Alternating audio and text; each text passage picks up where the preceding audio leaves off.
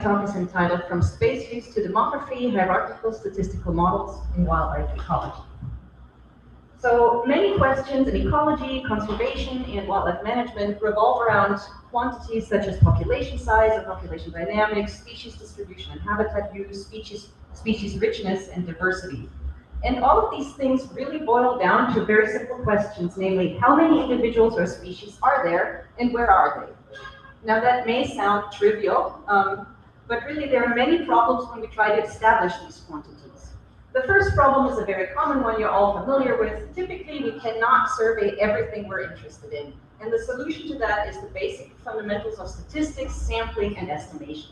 So for example, if you have maybe a river and you want to quantify something in that river, you can't sample the entire river, but instead you put the number of transects along that river in order to sample it representatively.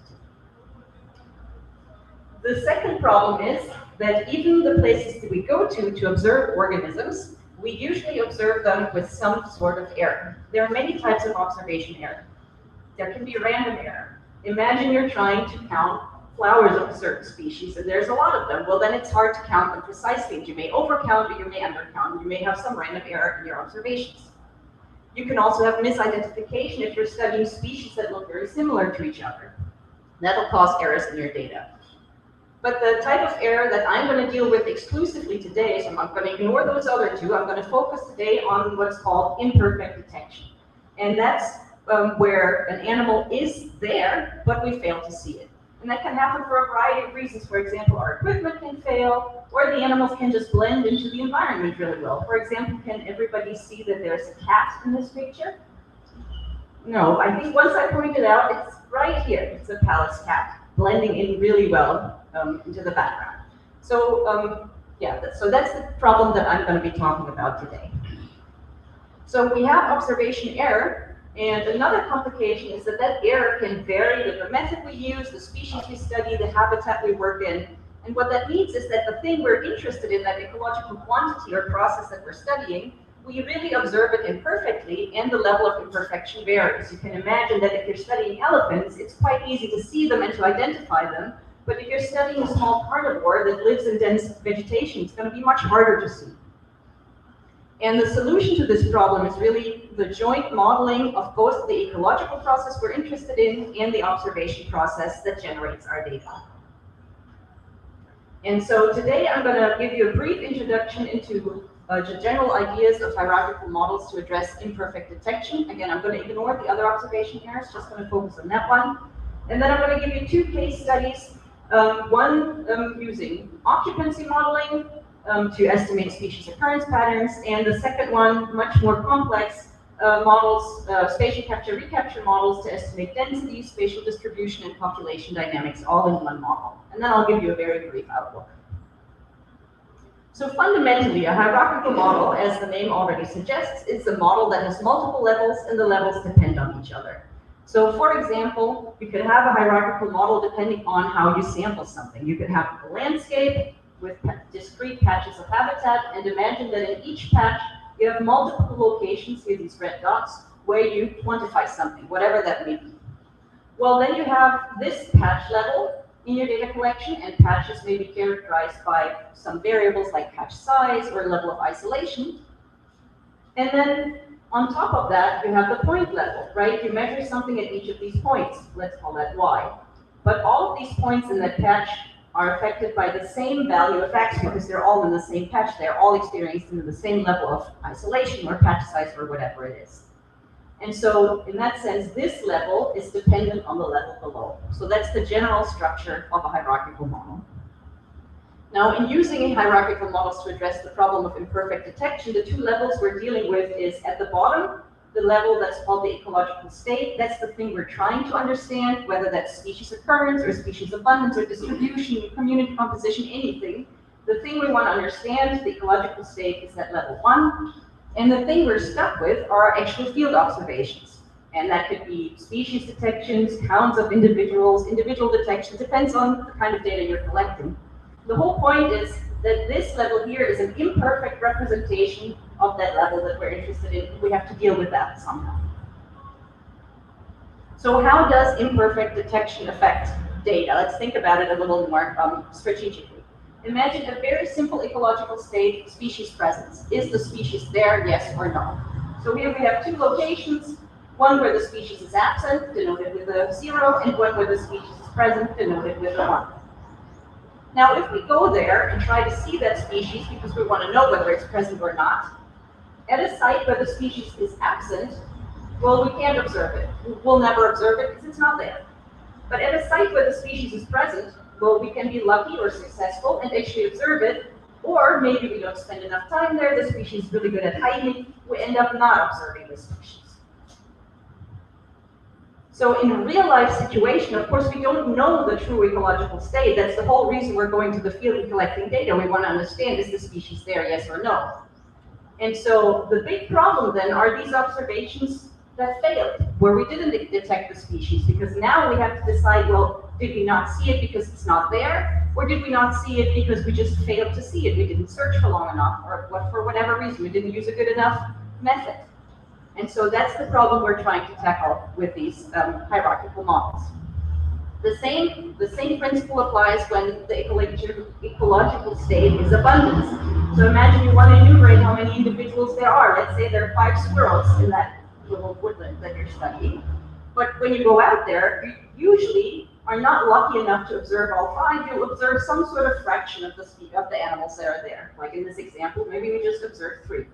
And so you have that same problem. You need to deal with that imperfect observation of the actual ecological state. I wanted to point out, I actually failed to do that on the previous example. What's important to consider is that the observation process is conditional or dependent on the ecological state. So if there's 5 squirrels, then we can observe anywhere from 0 to 5 squirrels, but we can't observe 10.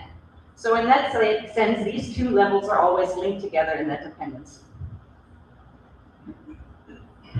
So to put it in words, the observations, the data we collect, are a function of the true ecological state. The actual ecological state is called latent because it's not really observable in many cases. And a quantity that's called detection probability. What's the probability that we detect the species if it is actually there? So in presence, detection probability is the probability of observing the species given that it is present. In abundance, it's basically the proportion of individuals that we do observe out of those that are out there. So really, in order to get an unbiased look at the ecological state, what we need to estimate detection probabilities somehow from the data we collect in the field, because we don't know that quantity. Why do we care about this at all? Go on and on about imperfect detection. Can we just ignore it? Well, not a great idea usually. So for one, if we don't account for imperfect detection, we can end up underestimating the quantity of interest. Here's a little example from Switzerland. This is a study on this dragonfly. I think it's called the blue hawker. And you can see here 2 distribution maps based on data collected throughout the country of Switzerland.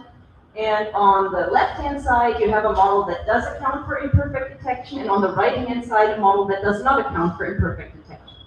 The darker the color, the higher the probability of occurrence of the species. So you see that if you don't account for imperfect detection, you hugely underestimate how likely the species is to occur throughout this country. The other thing is, usually, detection is not only imperfect, but it also varies. As I say, it can vary across species, across methods, it can vary across space, and so forth.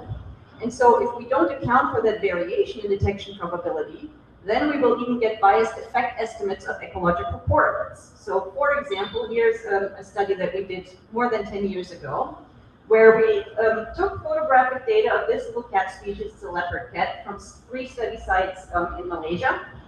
And we just calculated what's often called a relative abundance index, just the number of photographic records per number of days the camera was in the field. And we compared that index across the 3 study areas. And what you can see is that based on that index, you would conclude, oh, the species is equally abundant in all of these 3 areas. But what we did then is to use an actual method that accounts for imperfect and varying probability of detection. And if you use a proper method for analyzing your data, you see actually no, there is a pretty clear gradient in how abundant that species is across the 3 study sites. So if you fail to account for variation in detection across space or time or whatever, you can actually come to the very wrong conclusions about the ecology or status of the species. So now I'm going to get into my first case study where we're going to look at species occurrence using occupancy models. Okay, what's an occupancy model? So in an occupancy model, we deal with that very simple ecological state of whether a species is present or not. And I already showed you that, at a site where the species is not present, we will never observe it. At a site where the species is present, we can be successful and observe it, or we can fail to detect it. And the big problem is that at sites where we don't observe the species, we somehow have to decide, is it truly absent, or did we just fail to detect it? So how do we do that in an occupancy model? The trick is actually very simple. Instead of just going to each site once, we have to go to each site multiple times. So here in this example, 3 times. Again, you can go through the logic of it. So imagine a site doesn't have the species. Well, then every time we go there, we will not observe the species. And so that's the only type of data we'll ever observe. At a site where the species is present, our data could look something like that. This is just an example. In this example, we detected the species on the first visit, didn't see it on the second visit, didn't see it on the third visit. Now, what can we do with this information? This is where all the information on detectability comes from. We have to make one important assumption, and that is that the actual ecological state, whether the species is present or not, doesn't change over the course of our study. So maybe, we only go back within a fairly short time window that's appropriate for the ecology of the species. If we can make that assumption, well, then we can look at this data and say, okay, we observed the species once, which means we know it's there, which means in this visit 2 and 3, we know we failed to observe it. It didn't suddenly become absent. So we can now say, okay, out of the 3 times, we only observed it once, so that gives us an idea of detection probability of 1 out of 3, or 33%. Now the actual math of how that is estimated is a little more complex, but that's the general idea behind it, of how repeated visits to sites can give you the information to actually estimate detection probability and thereby account for it in estimating species occurrence. So we can put that in words. So what does an occupancy model do? It looks at the ecological state of occurrence of a species at a collection of sites, and it estimates what is the probability that a species occupies a site and which variables influence the probability of occupancy. So that can give us information, about the type of habitat a species prefers or how it uses space. And then we have the observations that are essential, just species detection, non-detection data. Did I see the species, yes or no? So very simple data structure, repeated over several sampling occasions. And in that part, the model estimates what the probability is that we detect the species, given that it is there, because if it's not there, we can't detect it. And we can also include a part that tells us which variables influence the probability of detection to deal with this problem that probability might vary in space or time or other dimensions. So we applied, together with a colleague, we applied this model to camera trap data from the southern Brazilian Amazon, particularly in the context of savanization of the Amazon. As I probably don't have to tell you, due to climate change and land use change, it's predicted that large tracts of the Amazon may convert to savanna-like open habitat. And we wanted to look at how Amazonian mammals may be affected by a change from rainforest to savanna habitat in their space use. And in order to look at that, together with a former PhD student who's now a professor at a university in the US, Daniel Rocha, he's from Brazil, he set up during his PhD camera traps in 4 protected areas in the southern Brazilian Amazon, as you can see on the map here. Here the blue dots are all these camera traps. And as you probably also know, this is an area where you can actually see on the map here, there's a lot of rainforest. Obviously, it's the Amazon basin, but you're sort of at the edge of the Amazon basin going to the Cerrado biome, and you have a lot of these patches of natural savanna habitat interspersed in the forest matrix. So he sampled both the forest and the natural savanna habitat. And it looks a little bit like this. You actually get some of the Cerrado species there. I think he photographed some Maine wolves, some Raposa do Campo, so nice mix. And again, our research question specifically was, how do species space use respond to savanna habitat? And we looked at 2 spatial scales, just the immediate location of the camera trap. So it's a camera trap sitting in savanna habitat or in forest habitat. We actually had 2 types of forest, riparian and continuous forest. And we looked also at a 100-meter scale around the camera trap just to quantify how much savanna habitat is sort of in the surrounding area. Since obviously mammals move a lot, and it doesn't only matter to them the habitat, the immediate habitat they're in, but also what's sort of around them. And then we refined that a little bit, and we also wanted to look at whether this response to savanna habitat depends on the species' global distribution. In this sample, we have species that are constrained to the Amazon basin. Those will be shown in green. Here we had species from the Sahara biome, not very many, but some. And then there are species that are distributed much more broadly, covering both biomes. So these were the three groups that we created. So why would we use occupancy modeling in camera trapping? Camera traps are really good at detecting mammals and some other species, but mostly sort of the medium and larger sized mammals. But still, camera traps may locally miss a species. And detectability on camera traps really depends on species characteristics. So larger species are typically easier to detect than the really small ones, depending on how they behave. Some, especially the big cats, are typically nicely detectable because they move along trails. It depends on the location. Is your camera trap set in really open habitat where there aren't any trails and animals can just move anywhere? Then it can be really hard. Or are you in the forest and you can target a game trail, and then you have a really good chance of detecting species. And it also, of course, depends on how long you can sample. And as you all know, field work's never as straightforward as we hope, and some camera trap may fail and only sample 10 days, and another one we may forget about and only pick up after 90 days, and so you have that variation in sampling effort as well. So all of these things we have to account for when we want to analyze our data and get an unbiased view of how species use space. I'm going to walk you through some result plots from this analysis. Just want to orient you. On the y-axis, we have all the species. They are ordered by these three groups. On top, we have the Cerrado species. In the middle, we have what I'll call generalists, but I'm only referring to them in that term, meaning that their distribution spans multiple biomes. And then on the bottom, we have those species that really are restricted to the Amazon biome. And then on the x-axis, you have the effect size. Oh, that's unfortunate. The explanation is blocked here by this little window, but I'll tell you. So anything that's to the right of 0 here means that these species prefer.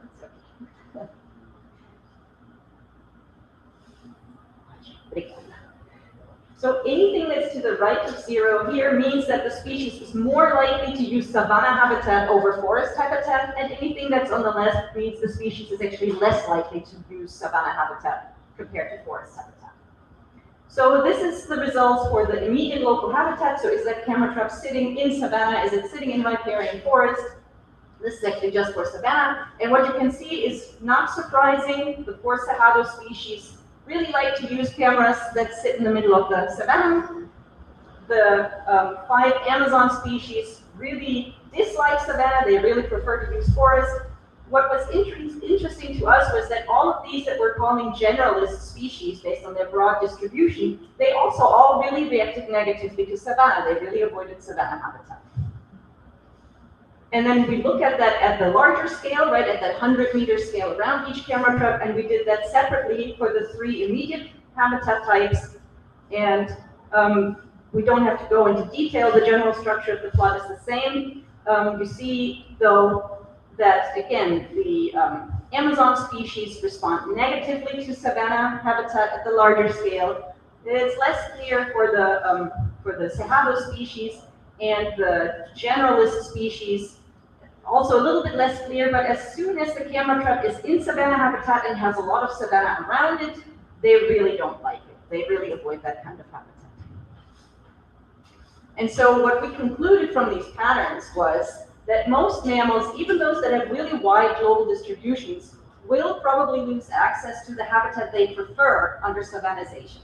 Now, that doesn't necessarily mean that, for example, a puma is not going to be able to use that area anymore, but it is going to lose access to the habitat it prefers, and that could have potentially implications for population fitness and viability. And what that also means in this region that, as you know, is really suffering huge losses of forest is that it may be more difficult or may become more difficult for these protected areas to safeguard populations of these species as the area around the protected areas is being deforested.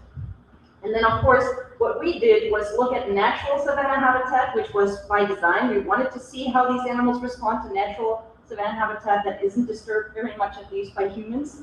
But savannization is also driven by deforestation, by fire, so by human impacts. And the negative impacts are probably going to be much stronger looking at these non-natural savanna-type open habitats.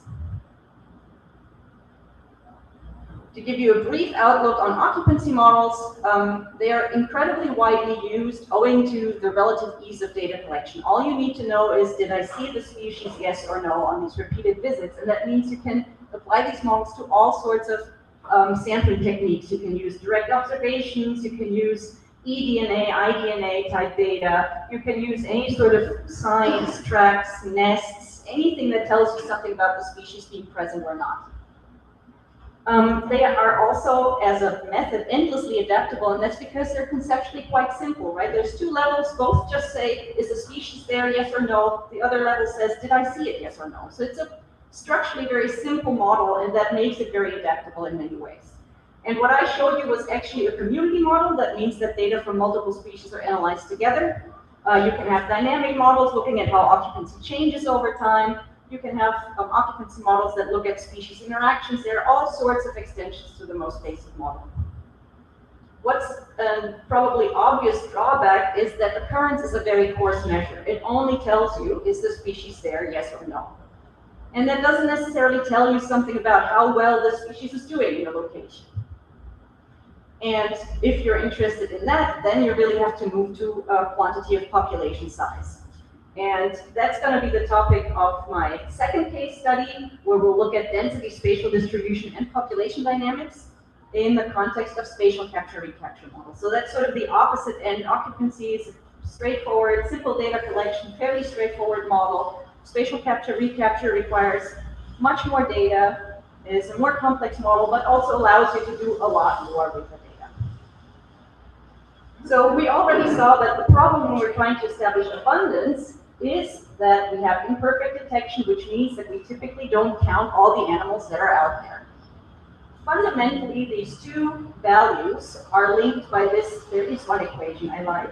There is an equation right here. So actual abundance N is the number you observe divided by the quantity detection probability. So again, we're stuck with this problem. How do we estimate detection probability in order to estimate abundance? And that requires additional information. And there are actually many different ways in which you can collect that additional information to estimate detection probability. There's what's called an N-mixture model that uses repeated visits, where you count individuals repeatedly. There is distance sampling, and there's a whole other set of methods to deal with this. But the absolute gold standard of estimating population size is capture-mark-recapture modeling. It's been around for a very long time, it's been used for a very long time, and it's the gold standard, but it also needs more data. So it's not enough to just count individuals, you actually have to be able to recognize them. So in this case, it's not enough to say, oh, I saw 3 squirrels. No, you have to be able to say, I saw squirrel A, B, and C. So you need the animals that can be individually identified. Now, traditionally, that was done with artificial marks. And when camera traps came around, the methods was increasingly applied to naturally marked species. So tigers were probably the first that were analyzed with camera traps, but it works really well for jaguars as well. But that's basically at the core of it. You need to be able to individually identify individuals. Here's just a quick overview of how these models work. These repeated, basically it's the same concept as occupancy modeling. That's really nice. A really nice thing about these different models. They kind of come back to the same idea. What you need to do to estimate that detection probability is, again, you have to sample your population repeatedly. And at each visit, for each individual, which you can identify, you have to say, did I see that individual? No, yes, yes. Did I see individual 2? Yes, no, yes, and so forth. And so by repeatedly sampling your population and always identifying your individuals, you get these data that are referred to as encounter histories. Now again, remember the assumption of population closure. We have to make the same assumption here and assume that our population does not change at all over the time that we're sampling it. And if we can make that assumption, then you can see you can apply the same logic as before to these data as well, because you can say, well, okay, individual 1 I didn't see on my first visit, but I know it's there because I saw it on visit 2 and 3. So I know that this first visit is not an absence, it's a failed detection. Same for individual 2. And so again, you get these kinds of data that give you the information to estimate detection probability. In this case, you could say, okay, both of these individuals, we saw them 2 out of 3 times, so that's the probability of detecting an individual, 2 out of 3 or 0.67 roughly. Again, the math is a little more involved, but that's the general idea, that's where the information comes from. And really the task then, I mean, the individuals you detect, you know they're there, so the task is to estimate how many did we fail to detect. So we have this kind of data structure and capture-recapture, but it really fails to express something very important about both sampling and populations, and that's their spatial context. So if these black dots are some sort of sampling devices, maybe a camera trap, right? Then these camera traps are distributed in space. They have spatial locations. And animals don't all sit, on top of each other in one-dimensional location. They are also distributed in space. So here these colored areas represent home ranges of individuals. And you can see, if you look at this individual in the middle here, lots of camera traps to detect it. So it should be quite easy to detect. If you look at this one here on the edge, well, you still have a good chance of detecting it, but already a little bit less. And then this one at the very edge only overlaps with very few camera traps and only on the outskirts of its home range. So it should be much harder to see this individual compared to this one. Now, I'm not going to go into the technical details, but this sort of variation in detectability among individuals is really problematic. If it's there and you don't deal with it, your abundance estimate is going to be biased. And so dealing with this variation in detectability due to the variation in overlap of individuals with sampling is really important. And that's what spatial capture-recapture does. In spatial capture-recapture, we no longer just say, did I see individual 1, yes or no, at all during my sampling. Now we say, okay, at the first trap, did I see individual 1, yes or no? Did I see individual 2, yes or no? How about at the second trap? How about at the third trap? So we just split up the data at a finer level, and thereby retain the spatial information that we have in our data because our sampling is spatial, and thereby make a much better use of all the information that is in that data. Okay, so if we account for space, the spatial nature of sampling in the populations, then you can also maybe already imagine that the ecological state part moves from just being about abundance to also thinking about, well, where in space are these individuals? And in fact, what these models do is that they estimate what's called an activity center for each individual. And here's just, again, a little example map, maybe some camera traps, the black dots in the middle here. And in red, these are just activity centers, which is just basically the center point of all the locations the individual was at over the course of sampling. And you can imagine that we have some information about where an individual's activity center is based on where we observe it on our trapping array. Abundance is then defined as the number of activity centers. And you can go one step further. You have a simple case where we just say, okay, activity centers are just totally randomly, homogeneously distributed across the study area. But many times, if you have a very heterogeneous study area with different habitat types, maybe you actually want to know, well, whether there's more individuals in forest versus savanna, for example. And you can actually expand it and build a model that says, well, no, where in that area my activity centers are located is driven by some covariate, whatever that is, amount of forest, distance to road, anything that you think might drive the density patterns of that species. So you can actually estimate these sort of spatially explicit density maps from spatial capture-recapture models. So that is basically single survey spatial capture-recapture models. We're now going to go one step further. Imagine you don't just have one survey, but you have repeated surveys with maybe, each year you go out, you monitor your population, every year you do the same kind of survey. Well, then you can fit what's called an open population spatial capture-recapture model. And that doesn't only estimate population size, but it also estimates how individuals survive and how much recruitment there is. So basically, you can think about each survey as what's called a primary period, sampling period. For each primary period, the model will estimate population size or density, And then between these primary periods, now we allow the population to be open in the sense that now we say, okay, individuals may die between our repeated surveys, or new individuals may be recruited through birth or through immigration. And now because we have a spatial capture-recapture model, we also have to deal with individual activity centers maybe shifting in space with each survey. So we have a spatial state process in this model. Of course, we also need to account for space in our detection process. And now we no longer just have a single detection probability, but what we actually estimate is a detection probability for each individual at each trap in your trap array.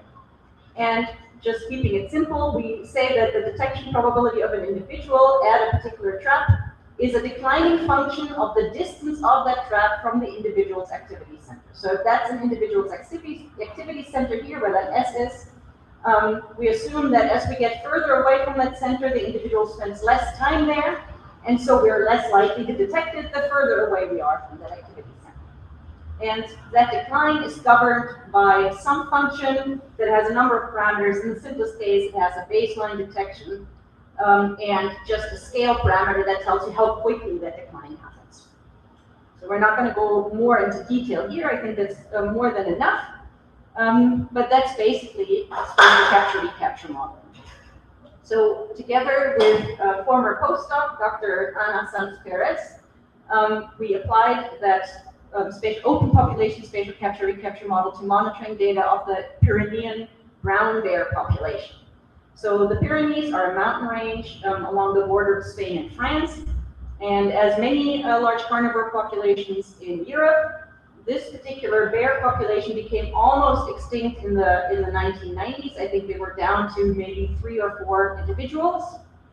And what they did is they translocated some individuals from Slovenia over the course of, so all of these errors mark translocation events. So over the course of 20 years, they repeatedly translocated females into that population. And as you can see from the trajectory here over time, that was a very successful translocation project as the population has been growing steadily.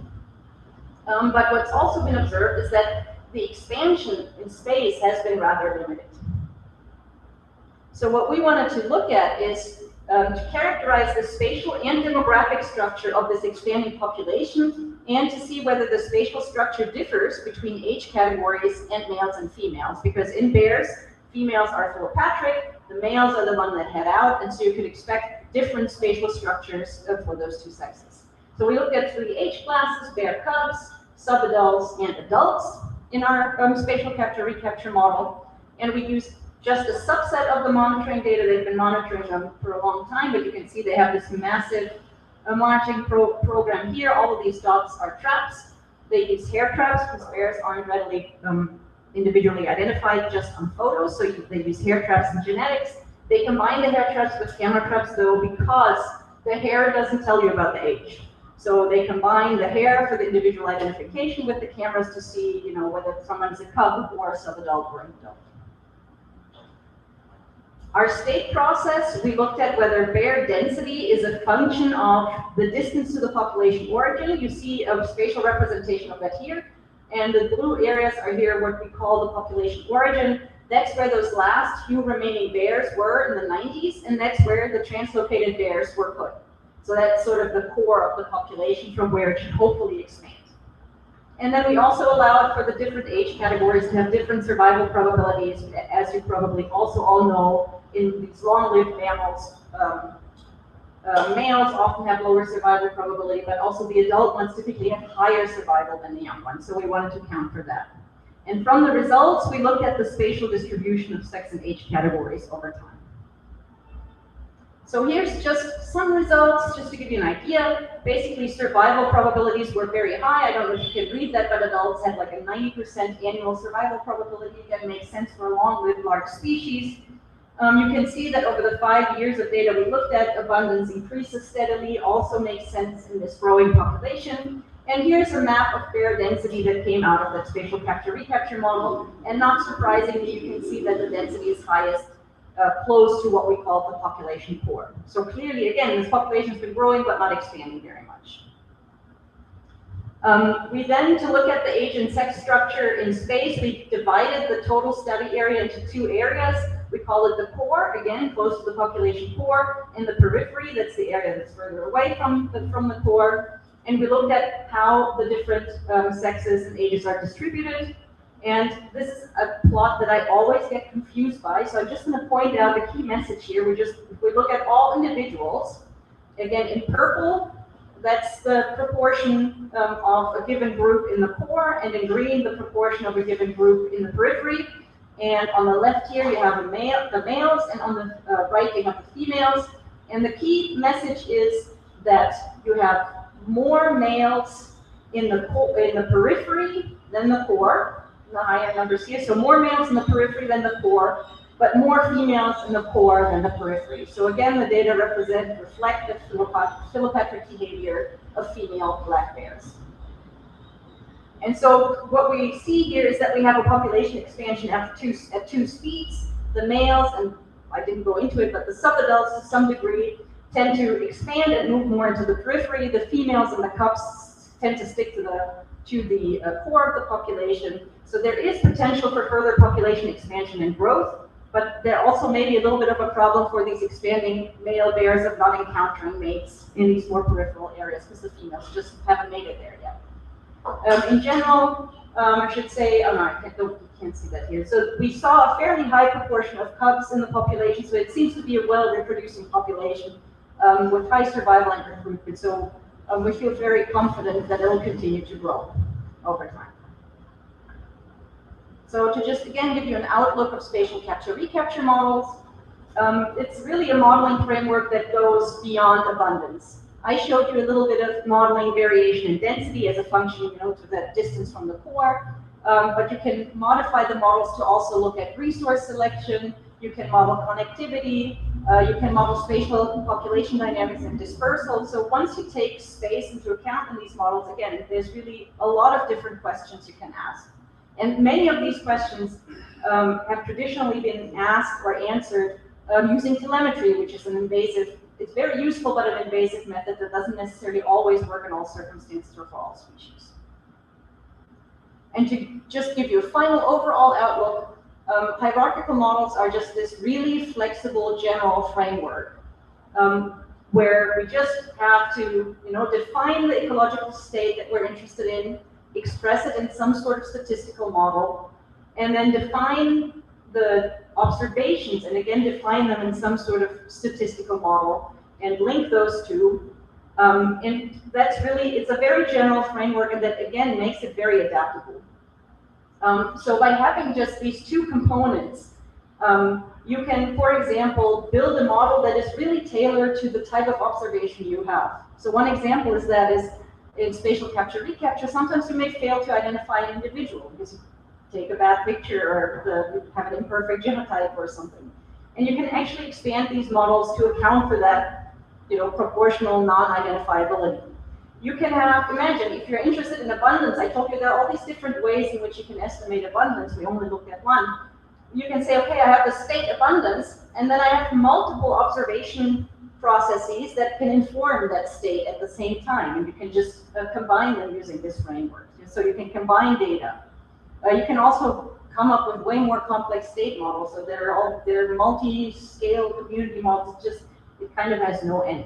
So it's an incredibly flexible framework for studying wildlife and studying ecology. And with that, I just want to briefly thank the co-authors of the 3 studies that were part of my talk. And I thank you for lending your ears.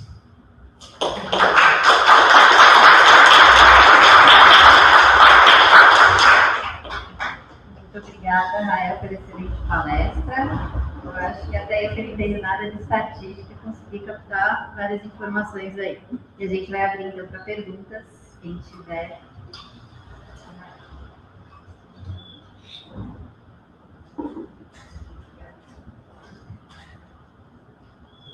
Rahel, obrigado pela palestra, foi incrível. É sempre bom revisitar esses modelos, né? E como eles são importantes para monitoramento de médio e grande porte. E eu tenho uma série de perguntas que vão desde as premissas até a determinação de uma ocasião, mas a primeira de todas é assim, não é Olha, essa é fácil, eu saio amanhã cedo, assim. Qual seria? Nós vamos conversar com mais. Então, uma das minhas questões com os modelos espaciais, eles são melhores, eles dão mais informação. Mas tem uma grande discussão sobre o quanto de espaço colocar, né? Porque a gente quer estimar a população.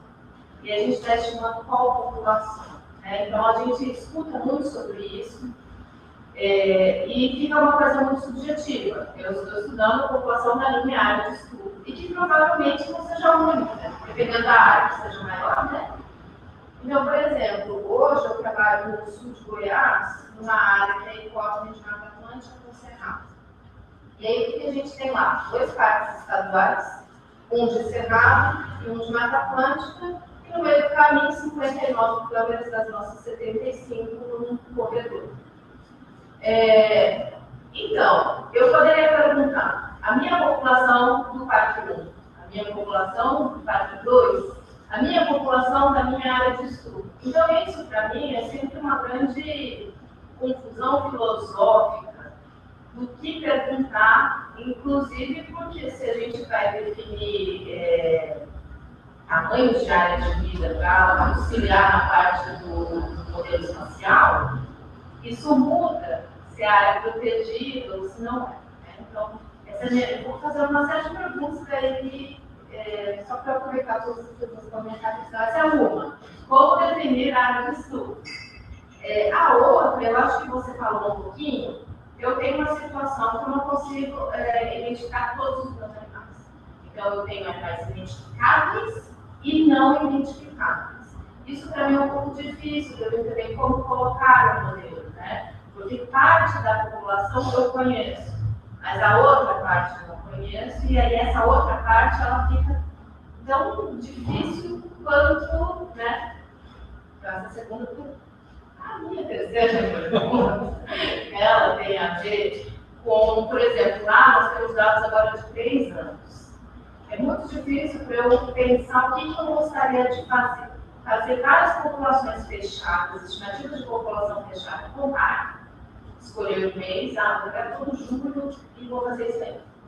Ou faço 3 de população aberta, com todos os meus dados, que ficam um pouco mais complexos, mas talvez um pouco mais realistas.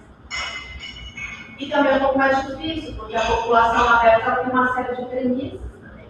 Porém, a população fechada também tem premissas, né? Então, assim, como não violar essas premissas e fazer uma decisão mais acertada com uma série de dados como esse de 3 anos. Depois eu te pergunto, a gente conversa também, muitas coisas eu quero deixar os colegas também. Então, seriam mais ou menos essas 3. Uma tem mais a ver com a definição da área de estudo, a outra como eu coloco os indivíduos não reconhecíveis dentro do modelo, e, por fim, a decisão de população fechada, população aberta. E se uso toda a minha capacidade de dados, eu faço um ponto. Muito obrigada. Obrigada. Bom, primeira pergunta, como definir a área de estudo, é uma pergunta difícil mesmo. Eu acho que os modelos espaciais até ajudam com essa dificuldade, porque você pode usar isso para estimar a abundância, mas você pode também usar para estimar a densidade. E densidade é mais fácil, né? Porque qualquer abundância, você tem que ter uma área bem definida para dizer o número de indivíduos que moram nessa área. Isso é também um grande problema dos modelos não espaciais, que eu nem comentei. Mas, de qualquer forma, vai ter que ter uma decisão subjetiva que acho que não tem o que fazer. É sempre difícil. Por exemplo, quando você tem um parque muito grande, muitas vezes você não consegue amostrar tudo. Aí você tem que pegar uma área. Aí, eu acho que a verdade, na prática, a maioria vai pegar uma área, a área maior que consegue amostrar, mas não a área de interesse, entendeu? Então, tem muita subjetividade nesse assunto. Eu não tenho uma resposta assim, definitiva para isso. Só dizendo que eu acho que os modelos espaciais, pela facilidade de estimar densidade e também variação na densidade definida por covariáveis como dentro da área protegida, fora da área protegida. Isso poderia ser um preditor dentro do seu modelo de densidade, para ver como muda a densidade de dentro da área protegida para o corredor, para outra área protegida. Então, acho que pensar desse jeito talvez ajude um pouco. A segunda pergunta, de como lidar com animais não identificáveis, depende um pouco. A sua situação é que você tem indivíduos que sempre dá para reconhecer e indivíduos que nunca dá para reconhecer, ou tem registros que de vez em quando você consegue identificar que é indivíduo tal, mas de vez em quando não dá para dizer qual indivíduo é. A gente tem as duas situações, né? Porque é uma bandeira. Então, a gente colocou tudo em modo vídeo para facilitar toda a possibilidade de pegar o corpo desse animal. Só que mesmo assim, tem ângulos que ele precisa estar totalmente lateralizado. Né? Então, o que a gente consegue identificar, a gente tem certeza histórica de captura e recaptura. Quem a gente não consegue identificar, a gente não sabe se cai no caso de não identificado porque as marcas não são bem definidas, ou se é um conhecido que ficou só ruim o ângulo.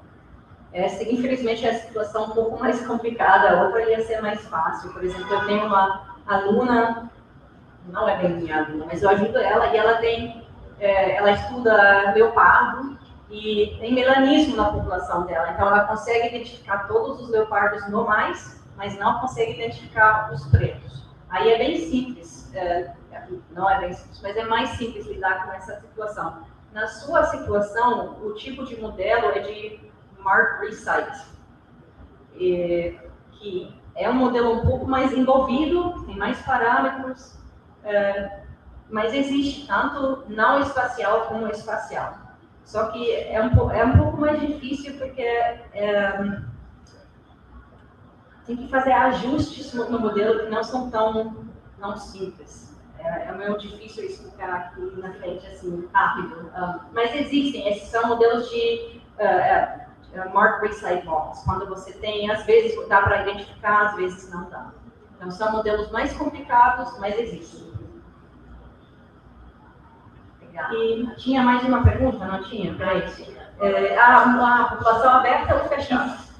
Então, isso é outro problema que não tem solução certa, infelizmente, porque eu entendi que você amostra o ano todo, então, 3 anos direto. Então, mesmo usando um modelo de população aberta, você tem que criar esses primary periods, né, esses períodos primários. Então, você, mesmo assim, tem que dizer, eu vou pegar esses, sei lá, 2, 3 meses, geralmente com um animal de grande porte, a gente usa uns 2, 3 meses, com o argumento que nesse grupo não vai morrer muito bicho, não vai nascer muito bicho. Então, vamos dizer, você, mesmo assim, teria que cortar a sua amostragem em períodos de 3 meses. Durante esses 3 meses, a população tem que estar fechada, ou pelo menos mais ou menos fechada. Pelo que eu saiba, não tem um jeito de modelar sem fazer esses cortes, porque você precisa dessas recapturas dentro de um tempo em que a população mantenha-se fechada para poder estimar a probabilidade de detecção. Então, sempre vai ter que cortar em períodos. Aí eu acho que você tem que pensar na ecologia do animal, né? Pegar períodos onde não tem alta mortalidade, por, sei lá, provavelmente não tem um período de caça, né? Mas não seria bom pegar um período de caça ou um período de população fechada, nem época de reprodução, ou de repente, com câmeras dá para ver se é um filhote, dá para excluir para não confundir muito, mas aí infelizmente, outra coisa subjetiva, pensando na ecologia da espécie, fazer o melhor, porque nunca vai ter uma população realmente fechada, né? Sempre pode morrer atropelado um bicho durante a sua amostragem que você considera fechada. Então, o alvo é minimizar essas violações, porque excluir não tem como, nem tem como testar, né? Porque você vai lá de fora e dizer, esse período eu considero uma população fechada, mas não tem alguns testes, mas não são muito bons. Então, não são bons testes. pensar no sistema que você estuda e fazer o melhor baseado no seu conhecimento. Obrigada. Nada.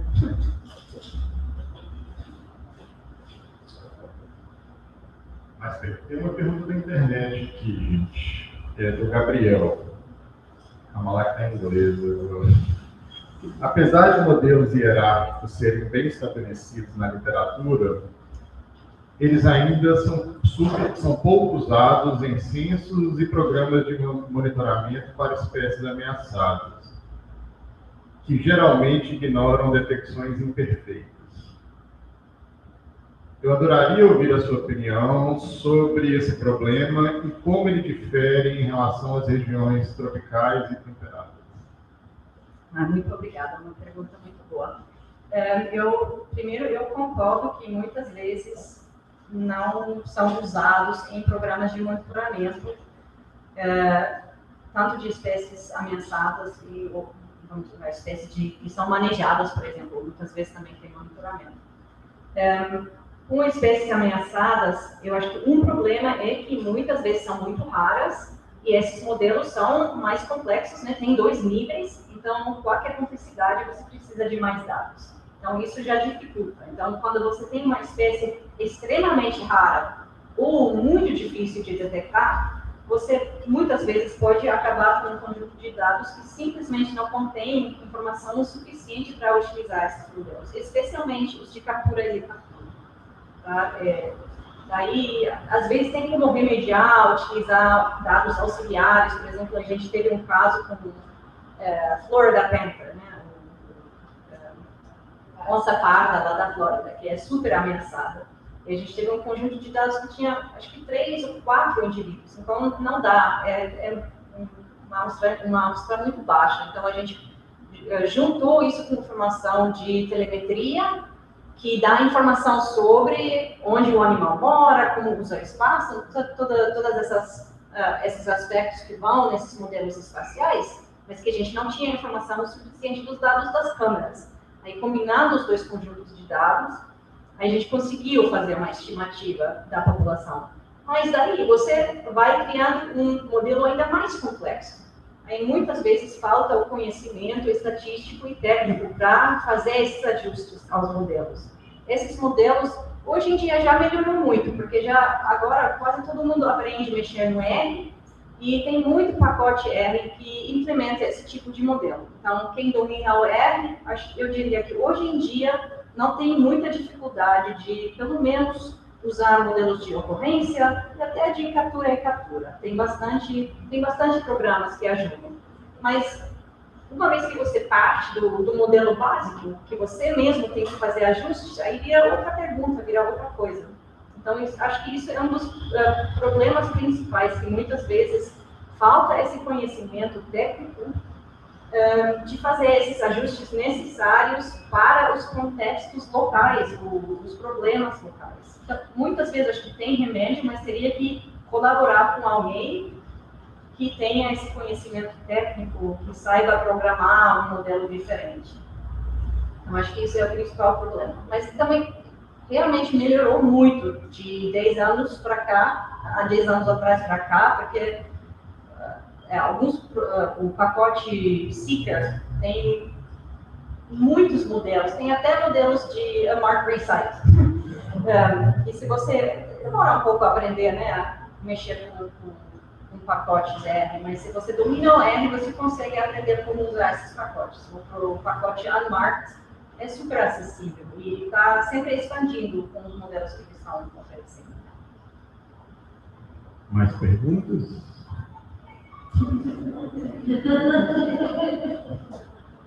Obrigado demais pela aula, foi muito boa. Eu fiquei pensando nos modelos de ocorrência, em relação à questão de como a abundância pode dar um certo viés. A gente fala muito do viés da ocorrência no esforço amostral, né? Mas se a gente também tem populações com abundância diferente, pode ser mais fácil encontrar uma população de detrimento de outra. E mesmo que você volte no sítio amostral, você vai continuar tendo esse problema. Eu fico pensando até em bater, porque é um bicho que eu estudei. Você não encontra o bicho na mata. Se você for falar com especialista, geralmente vai encontrar no banco de dados da vigilância. Tem uma forma de dar vista, essa abundância, ela pode ser lidada, ou ela traz um erro que é mais difícil de a gente contornar? Essa é uma boa pergunta. Eu acho que eu teria que pensar um pouco nisso, assim da cabeça, eu não sei te responder. Geralmente dá para descobrir um jeito de lidar com o problema específico, mas teria que pensar um pouco. Mas desculpa, eu trouxe o barbeiro também totalmente diferente.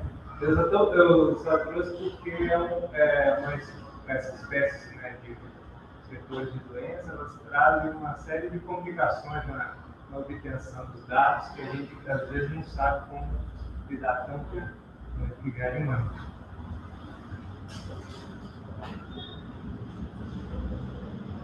Eu queria aproveitar e te perguntar, hoje a gente vê que tem algumas IAs dando umas identificações, né?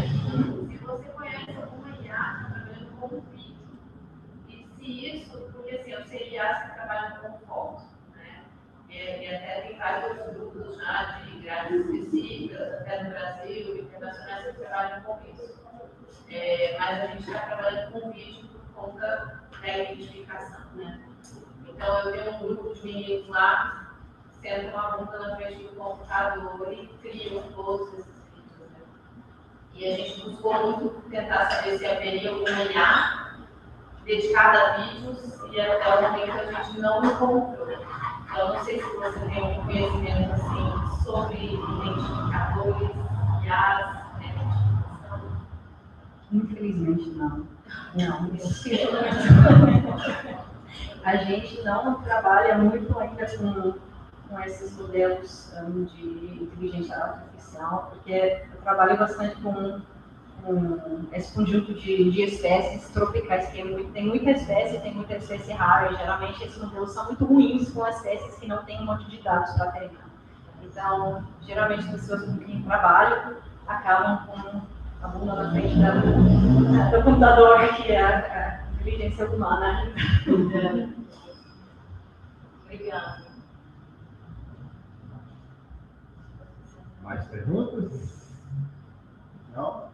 Então, em nome de todos os colegas, queria te agradecer mais uma vez pela disponibilidade de dividir sua experiência, sua trajetória. E mais uma vez pedir desculpa pelas mudanças de horário, de dia, imprevistos técnicos. E aí, para adoçar um pouco dos seus próximos dias, a gente providenciou uma lembrancinha interessante para você. Muito obrigada, eu que agradeço, foi um prazer. Eu tenho uma pergunta, né? Você tem certeza que você não é brasileira? Quase certeza. Seu português é impecável, tá muito bom. Nossa Senhora. É isso.